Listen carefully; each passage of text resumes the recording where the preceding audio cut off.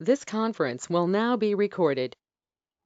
Okay, so these all are the points that we need to know in case of DNS, जिसमें से हमने what is DNS discuss कर लिया था, and need to know about how to configure the DNS services, then discuss DNS record, zone, DNS query, and जो कुछ commands हैं that help us to manage the DNS troubleshooting, इन सभी point के बारे में हम लोग discuss करने वाले हैं, ठीक है?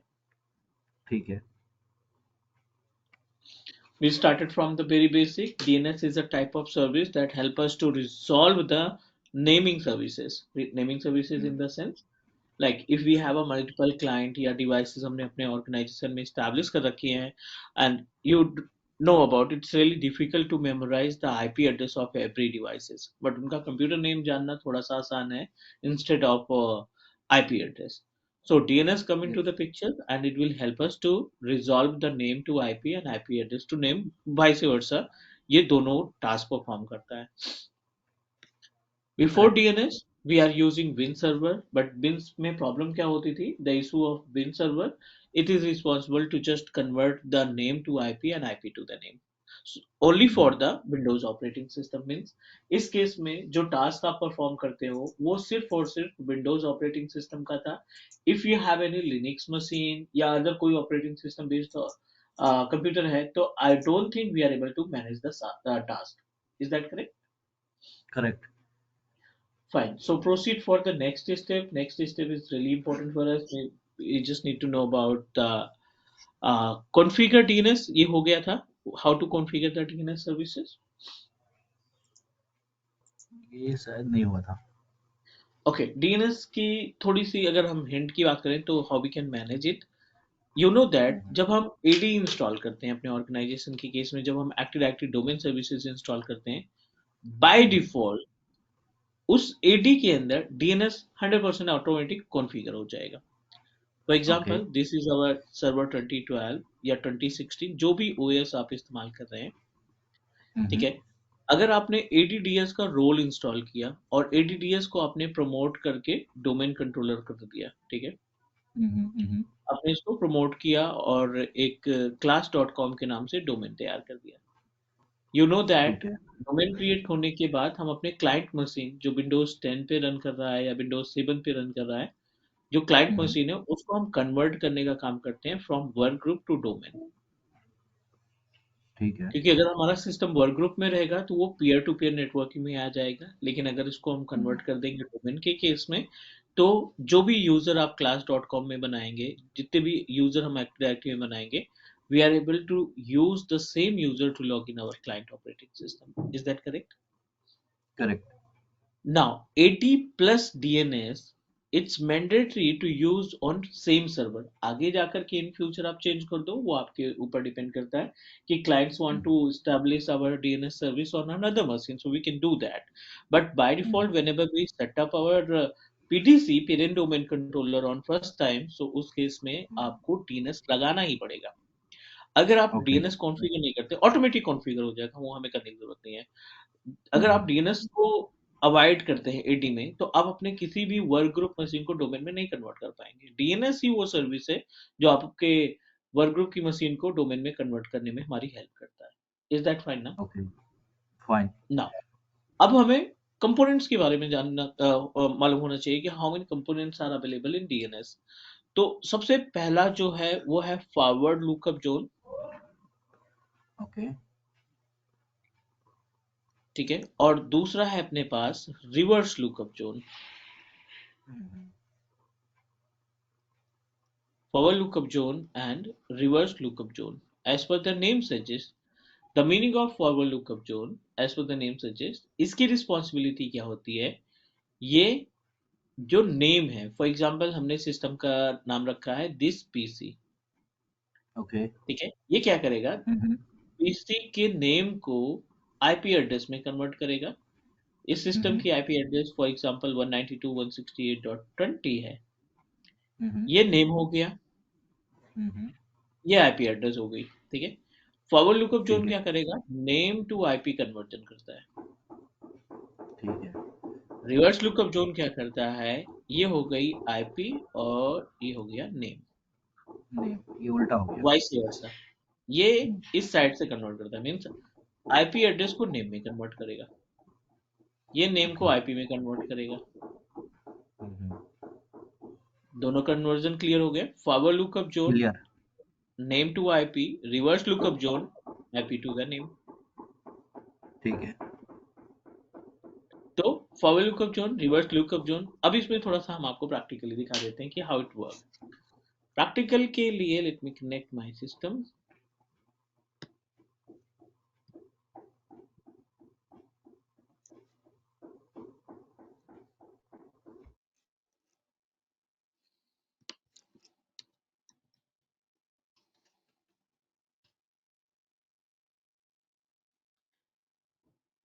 ठीक है, ये अपना डोमेन है जो हमने इस्टेब्लिश किया था class.com के नाम से। ठीक है।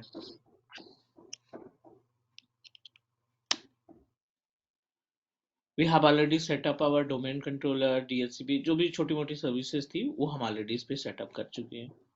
So let hmm. Me show you the usage of DNS services. बहुत ज़्यादा टास्क बड़ा नहीं है डीएनएस में, क्योंकि डीएनएस में चेंजेस करना बहुत ही रेयर होता है। ओके।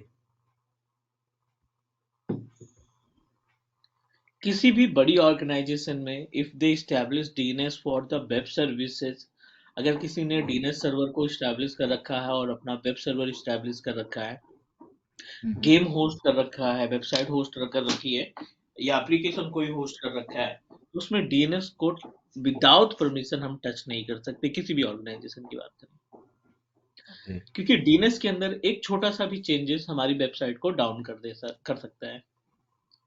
ओके। तो okay. Let me show you. Tools पे जाएंगे, डीएनएस ऑटोमेटिक मिल जाएगा, इसके लिए रोल इंस्टॉल करने की जरूरत नहीं है, बाय डिफॉल्ट अवेलेबल हम्म। रहता है।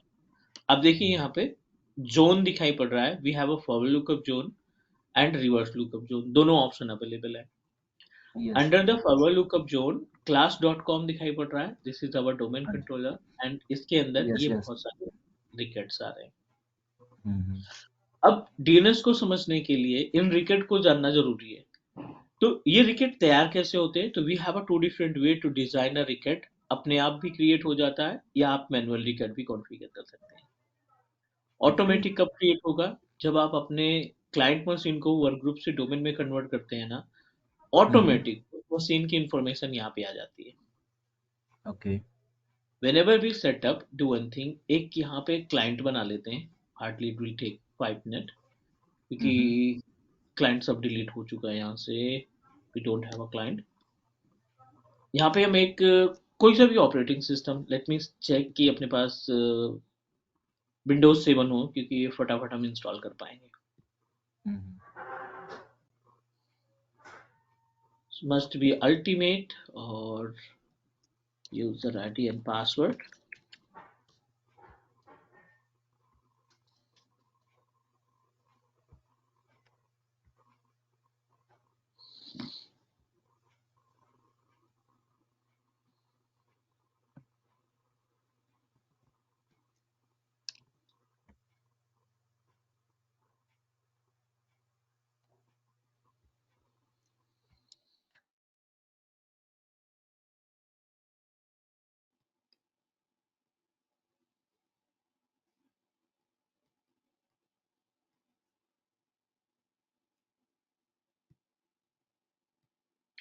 Let me make it 4 giga at least, तो थोड़ा सा फास्ट हो जाएगा installation. But I don't know about the ISO image की ये कितना यूजफुल है।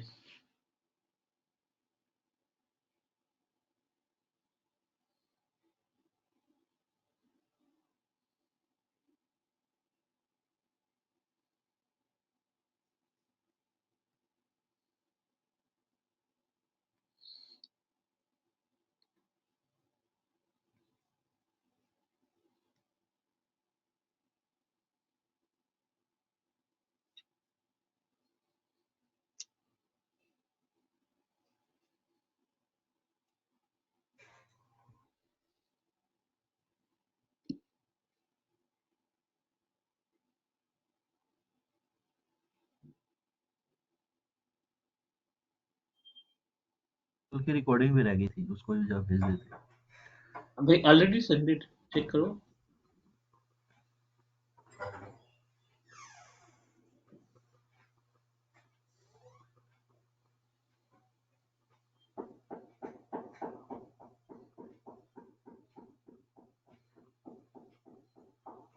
कहाँ भेजे हैं?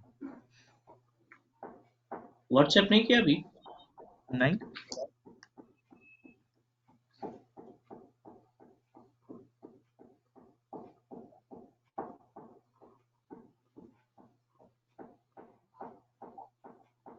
ये तो लिंक भेजा था आपने।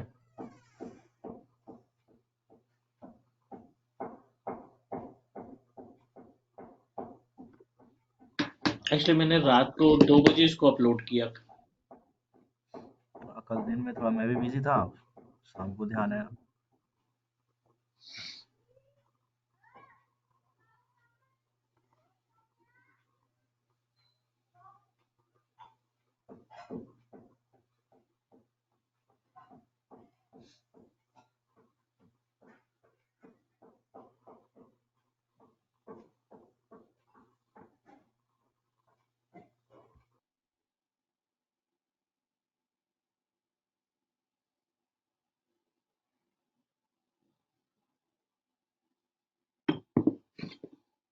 Okay, so meanwhile, let's talk about the usage of DNS zones. ये अभी installation is in progress. थोड़ा सा time लगेगा. So let's talk about forward lookup zone and reverse lookup zone. As we know that जब हम domain को setup करते हैं, in case of domain, we must need to use at least client. We are able to control our client machine. We are able to control printers. ठीक है ना? It's not mandatory कि केवल OS ही आप convert कर पाएंगे, control कर पाएंगे. या अपने पास Okay. DVR है, या अपने पास बायोमेट्रिक डिवाइस है, ठीक है। इन सभी डिवाइसेस को आप डोमेन से कंट्रोल कर सकते हो। इन सभी रिसोर्सेज को आप मैनेज कर सकते हो एडी की सर्विसेज से। नाउ बट क्वेश्चन, आप उन्हीं सर्विसेज को मैनेज कर पाते हो, कंट्रोल कर पाते हो, रिजॉल्व कर पाते हो जो सर्वर आपके डोमेन से जुड़े रहते हैं। क्लाइंट में कोई इशू नहीं है, क्योंकि क्लाइंट आपको ऑप्शन देता है कि आप अपने सिस्टम को वर्क ग्रुप से हटा करके डोमेन में कन्वर्ट कर सकते हैं। We have option to do that, right. Workgroup से हटा करके Yes. डोमेन में कन्वर्ट कर सकते हैं, बट आई डोंट थिंक कि प्रिंटर के पास कोई वर्क ग्रुप वगैरह या डीबीआर के पास कोई वर्क ग्रुप का ऑप्शन रहता है। We don't have any operating system in printer, biometric device or DBR, और उनको हम Yes. कन्वर्ट भी Yes. नहीं कर सकते। Yes. But each and every system contain their own IP address. इनके पास इनकी खुद की आईपी एड्रेसेस रहती है, correct. They contain our own IP address. So इस केस में क्या होता है कि जो प्रिंटर का मॉडल होगा, फॉर एग्जांपल इस प्रिंटर का मॉडल है HP 1020, ठीक है। This is the name of printer, और ये अपने पास आईपी एड्रेस होगी।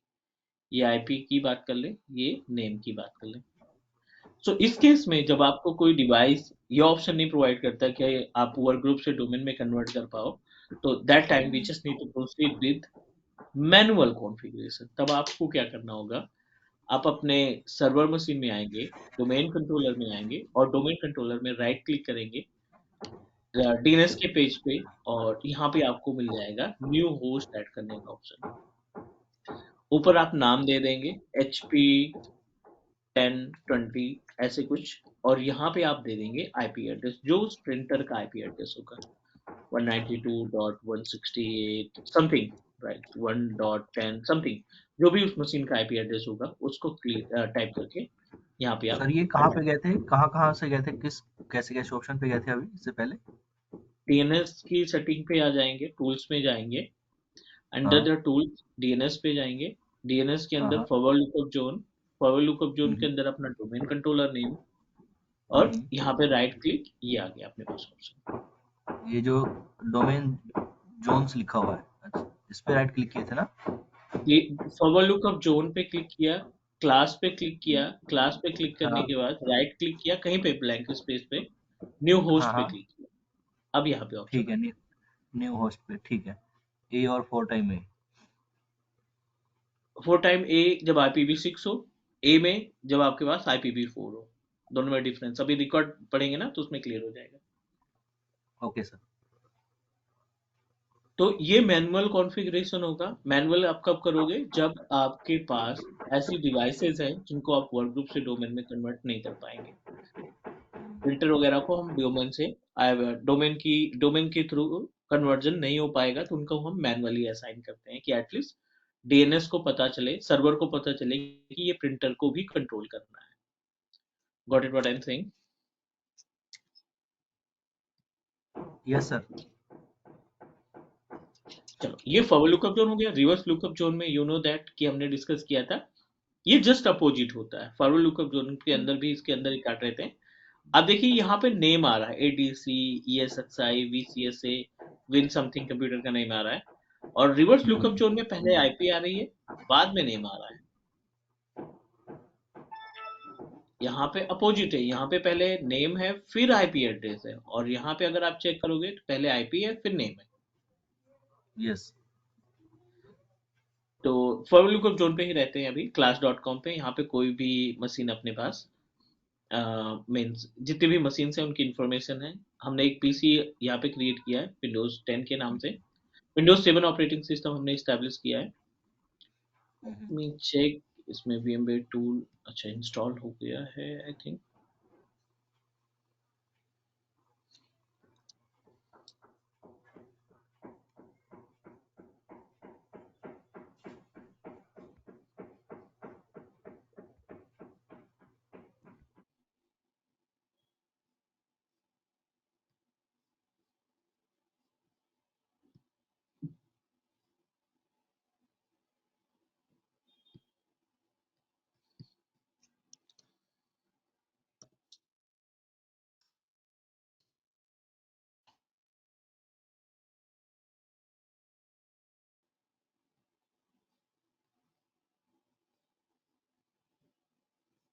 एक्चुअली इसको DHCP के through IP address automatic assign हो गई, जो हमने DHCP बनाया था।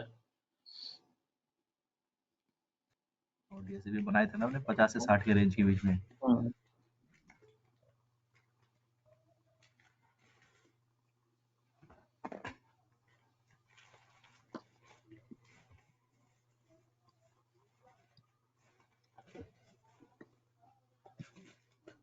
तो कोई प्रॉब्लम है अभी इसको अगर छोड़ दे तो? नहीं नहीं, we are using our WiFi router IP address ना, क्योंकि ये कॉन्फ्लिक्ट कर रहा है रूटर के through. So I'm going to configure manual IP address to convert it. Hmm.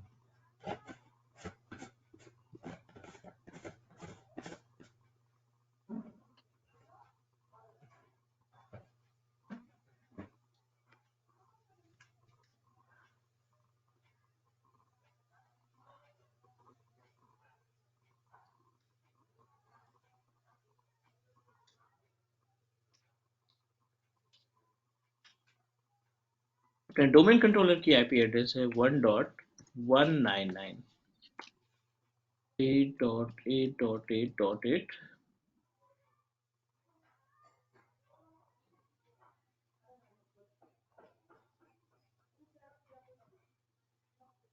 and we just need to change the computer from work group to domain।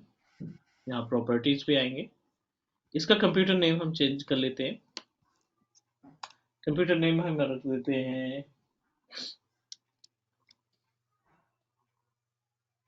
Game PC, और इसमें domain में हमारा जो domain name है class.com। ठीक है। ठीक है। मीनवाइल आप अगर डीएनएस में जाएंगे, अपने डोमेन कंट्रोलर सर्वर में डीएनएस में जाएंगे,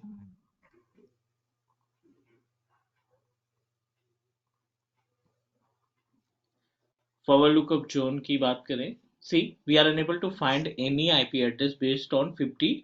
और यहाँ पे कोई भी कंप्यूटर नेम हमें गेम पीसी के नाम से नहीं दिख रहा है because we haven't join. Back to Windows 7 और यहाँ पे हम ऑथराइज करते हैं, इसको कन्वर्ट करते हैं।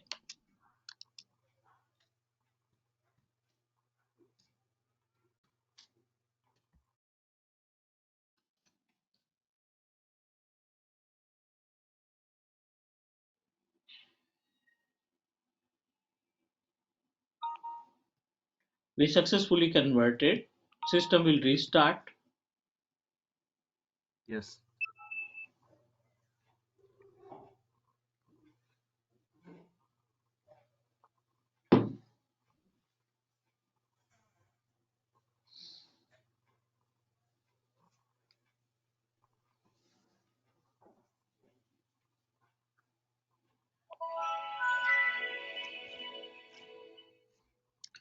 We converted our machine from work group to domain. इस पेज पे आके रिफ्रेश करो पेज को. We are able to find one more computer automatic added. अब देखिए गेम गेम जैसे यहाँ पे पे ऑटोमेटिक अपडेट हो गया है. आपकी IP address, static IP address जो भी आपने रख रखा है, सारी इंफॉर्मेशन यहाँ पे आ गई. Is it okay? ओके. ठीक है. अब क्वेश्चन अगला आता है. फॉरवर्ड लुकअप जोन में तो आ गई इन्फॉर्मेशन. रिवर्स लुकअप जोन में भी आपको ये मशीन दिखाई पड़ रही. Complete name gamepc.class.com which is considered as a fully qualified domain name. इस जब आप कंप्यूटर नेम और डोमेन नेम को ऐड करके बताते हैं तो वो आपका FQDN कहलाता है, fully qualified domain name. Clear? Yes yes yes. Okay. Now this is the information about forward lookup zone, reverse lookup zone. आगे बढ़ते हैं इसमें. As per the agenda, you should know about the record. तो record आपके ऊपर depend करता है कि आपको इनके record के नाम पता होना चाहिए. How many DNS records are available? Yes. About DNS record, क्योंकि जब आप record कॉन्फ़िगर करोगे तो you should know about कि कौन सा record आपको क्रिएट करना है. A okay. record का काम क्या है, DNS में 4 टाइम A record क्या करता है, like that. तो टोटल नंबर ऑफ रिकेट की बात करें तो yes we have A record, 4 time A record, NS record, SOA record. ठीक है. CNAME record, MX record. MX record भी है और पीटीआर भी है. ये कॉमन रिकेट है जो ऑन प्रोमाइसेस पे मिलते हैं. ए रिकेट क्या करता है, IPv4 को कंटेन करता है. 4 टाइम ए रिकेट क्या करता है, IPv6 की डिटेल रखता है. ये नेम सर्वर है. The meaning of name server, ये केवल और केवल जितने भी सर्वर लगे हैं, एडीसी लगा है अपने पास या रूट डोमेन कंट्रोल लगा है, ये केवल सर्वर की इंफॉर्मेशन कलेक्ट करेगा. ओके. स्टार्ट ऑफ ऑथोरिटी, ये क्या करता है, स्टार्ट ऑफ ऑथोरिटी का मतलब ये है it will contain the information about our PDC, parent domain controller की डिटेल को रखेगा. Okay. C name use for duplicate name,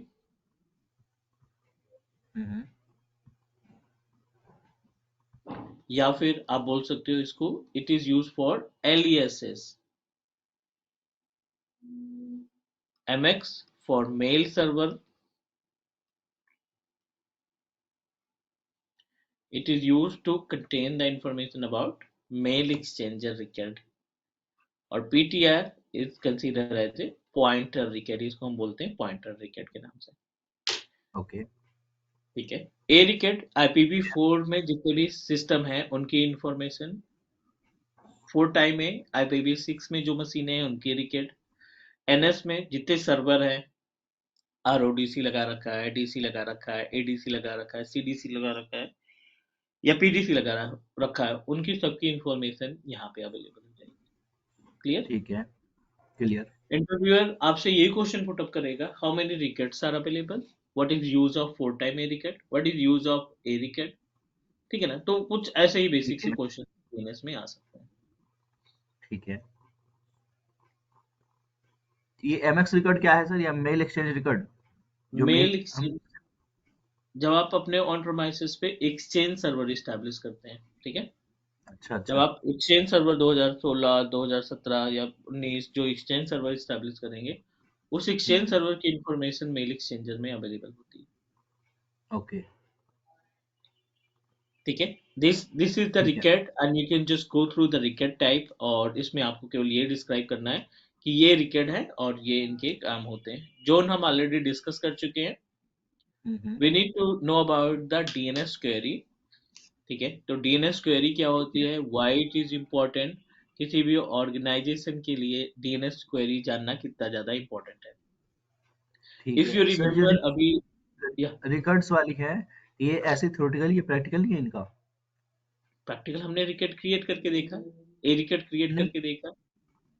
ये जो पीटीआर एमएक्स रिकॉर्ड ये सब ऐसी जो है, ये सब एसओ, ये सब थ्योरेटिकल ही है ये सारी? नहीं, इनका आपको मीनिंग पता होना चाहिए। रिकेट क्रिएट करने का तरीका सबका एक ही है। ओके, हाँ मीनिंग तो जैसे देख लिया सर। जैसे आपने ए रिकेट बनाया था, वैसे ही यहाँ पे राइट हम्म, क्लिक करके सी नेम रिकेट बना दो। ये सी नेम रिकेट अच्छा आ अच्छा, गया। यहाँ पे सारे ऑप्शन हमारे को शो हो रहे हैं। Exactly, we have MX record, we have A record, 4 okay time A okay, record. ठीक है ठीक है ठीक है सर, पता लग। Clear? Clear sir, clear. Now अब बात करते हैं हम डीएनएस के क्वेरीज के बारे में। तो डीएनएस क्वेरी थोड़ा सा इंपॉर्टेंट है हमारे लिए जानना। डीएनएस क्वेरी की अगर हम बात करें तो DNS query, you know that the meaning of query is related to the question. For example, we establish multiple domain controller. This is our domain controller. ADC की बात कर रहे हैं,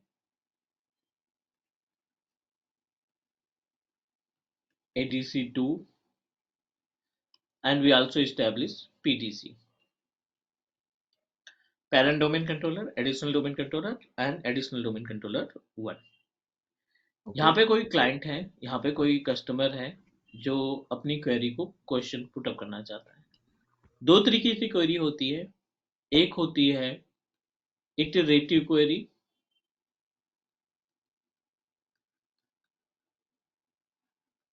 एक होती है और रिकर्सिव दूसरी क्वेरी। अपने पास है recursive query. Iterative query and recursive query. The meaning of iterative query: whenever you ask, whenever client asks question to any domain controller, इसने हम्म, root से कुछ query put up की, and root able to resolve the query immediately। ठीक है, root machine ने ठीक या है। किसी भी डोमेन कंट्रोलर से जिससे जिससे आपने क्वेरी पुटअप की क्लाइंट ने, वो हम्म, इमीडिएटली रिजॉल्व कर दी उस क्वेरी को, which is consider as a iterative query. ठीक है, मीन्स उसको हम क्लाइंट, बोलते हैं। When client ask questions to domain. Correct.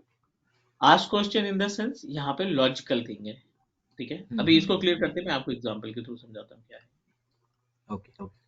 Recursive query का मतलब ये है कि आपने क्वेश्चन पुटअप किया पीडी से, but he is unable to reply.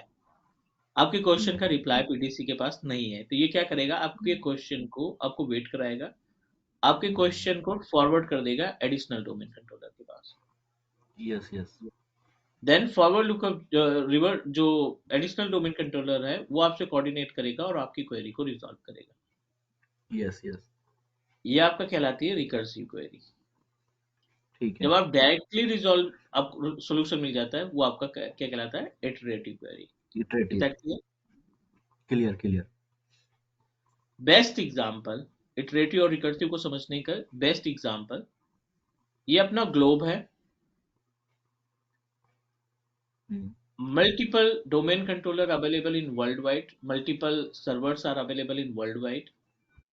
Yes. Let's talk about the example of Facebook. दुनिया के कॉर्नर कॉर्नर पे फेसबुक ने अपना सर्वर इस्टेब्लिश कर रखा है। Is that correct? Correct correct. facebook.com आपने इंडिया लोकेशन में अपने अकाउंट को साइन अप किया। Account created in India in year of 2012 for example. ठीक है, आप इस सन में अपना अकाउंट क्रिएट किया, कहाँ पे, इंडिया लोकेशन में। Everything is okay. आप सारे टास्क परफॉर्म कर पा रहे हो, चैटिंग कर रहे हो, आप अपलोड, आप फाइल कर रहे हो अपना image, status, photo, videos, everything you are able to perform the task. ठीक है, सारी चीजें यस यस। स्मूथ तरीके से perform. And now in 2020 2022 you move yourself to USA. आप यूएसए मूव कर गए। ठीक है, ठीक है।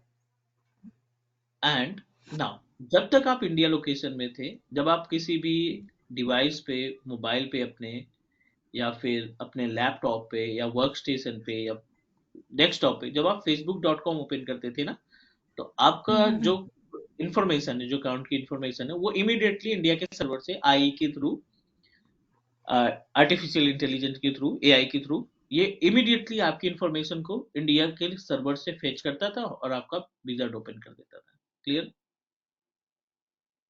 Clear sir. Which is considered as a iterative query, जो आप इमीडिएटली ऑप्शन मिल जाए।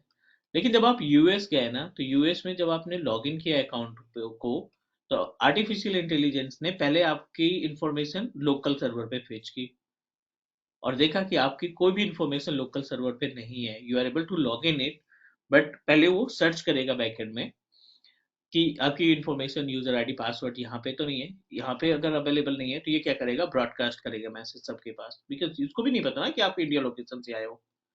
It will broadcast the message, और जहां पे भी इंफॉर्मेशन रहेगी, जिस भी कंट्री में आपने अपना डेटा सेंटर बना रखा है, मीन्स अपनी इंफॉर्मेशन सेव कर रखी है, वो वहां से डेटा को पिक करेगा, यहाँ से आपको पासवर्ड वगैरह पिक करेगा।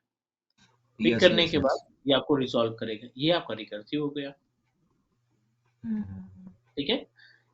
आप ये मल्टीपल टाइम जब लॉग इन करते हैं ना, 2 और 3 टाइम, 4 टाइम जब लॉग इन करते हैं, तो इन दोनों के बीच में कनेक्शन हो जाता है और यहाँ पे आपके लिए कैशे बन जाता है। करेक्ट राइट, उसी कैसे को उठा के वो इन्फॉर्मेशन जल्दी से जल्दी फेंक देता है। Exactly exactly. तो ये स्टार्टिंग में तो नहीं, लेकिन हाँ, जब आप बार बार लॉग इन करते हैं तो ये कैसे क्रिएट कर देगा।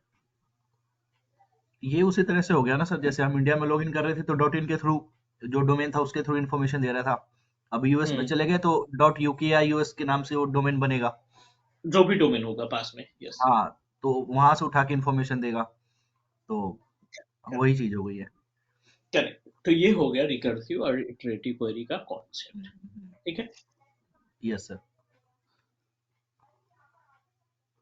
नाउ सबसे इंपॉर्टेंट पॉइंट होता है डीएनएस के केस में, कुछ कमांड्स जो एक सिस्टम एडमिनिस्ट्रेटर के इंजीनियर को अच्छी तरीके से आनी चाहिए।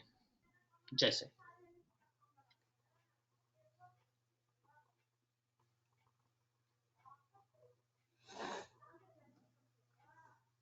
इंपॉर्टेंट डीएनएस कमांड की बात करें तो डीएनएस कमांड्स आर, बेसिक चलते हैं डीएनएस कमांड में। एक तो आपको मिल जाएगी एनएस लुकअप, दूसरी कमांड है IP config slash flush DNS, दूसरी कमांड है अपने पास आईपी कॉन्फिग रजिस्टर डीएनएस। एक साथ लिखा जाएगा ये। ओके। ठीक है। फ्लश डीएनएस ठीक है। And register DNS and NS lookup. चौथी कमांड है IP config slash all. Next, host name. These all are the commands that we can use in our DNS management. ठीक है। NSLOOKUP क्या करता है? Check name to IP, ठीक है, या वाइस वर्सा, आईपी एड्रेस से नेम को निकालना, नेम से आईपी एड्रेस को निकालना। फ्लश डीएनएस क्या करता है? Flush the flush existing DNS information. ठीक है। ठीक है। और रजिस्टर डीएनएस क्या करता है? Register new DNS info. और आईपी कॉन्फ़िगर की बात करें, provide information about full detail of PC.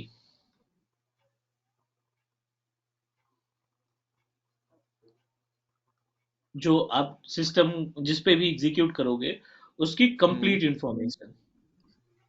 ठीक है।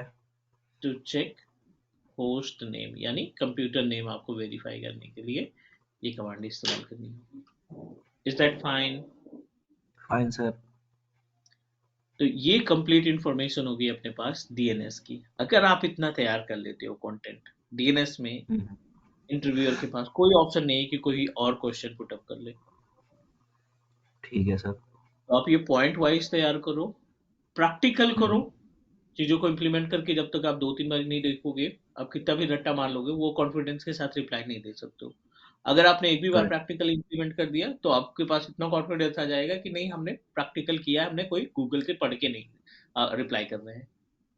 और करेक्ट आज की करेक्ट। डेट में इंटरव्यूअर को यही चाहिए बस, कि आप कोई भी लैंग्वेज इस्तेमाल करो, कोई भी मेथड इस्तेमाल करो डिस्क्राइब करने के लिए, बट उसमें प्रैक्टिकल दिखना चाहिए। सिंपल।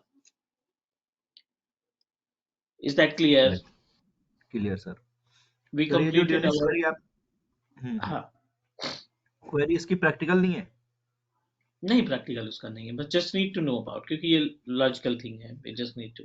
Okay okay okay. इस इवन क्वेरी दिखती भी कहाँ है, वी आर अनेबल टू हाँ फाइंड द क्वेरी क्वेरी। दिखती भी हाँ। ठीक है सर। ये अपने पास डन हुआ।